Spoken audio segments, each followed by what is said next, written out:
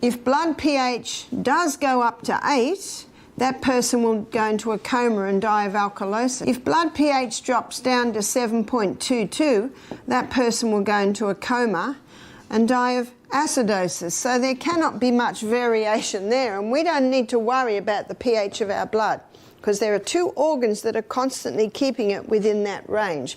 One is your lungs, and this explains why you start breathing very deeply when you exercise. We don't choose to breathe deeply, do we? But when we're getting to the top of that hill, you're starting to breathe very deeply, especially if you run up the hill. Well, why does that happen?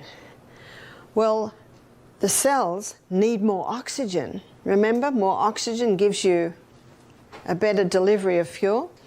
Plus, as the oxygen and the glucose are being burnt, they're giving off carbon dioxide. Excuse me. They're giving off carbon dioxide, and that has to be got rid of. Because if it doesn't, the carbon dioxide builds up in the blood, and that creates a more acid environment. So that is why we start breathing deeply. So deep breathing helps to keep the balance of the pH in the blood as it should be. The other organ is your kidneys. So why am I talking about the kidneys with pH? Let's say the pH of the blood is getting too acid.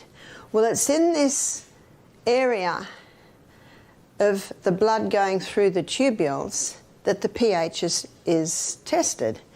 You see, we filter out, we only filter out 1.5 litres of urine a day, but out of these filtering units, 1,800 litres is filtered out. So where does that go? There's a reabsorption here. And it's in the reabsorption area that pH is being monitored. So let's say the pH of the blood is getting too acid, and we'll look at why that is in a moment. Then extra acid is dropped into the tubules to be urinated out. But let's say the pH of the blood is going too alkaline. Well, it is here that extra acid is pulled back out of the tubules and into the blood. So that is how the kidneys are constantly monitoring and balancing, if necessary, the pH of the blood.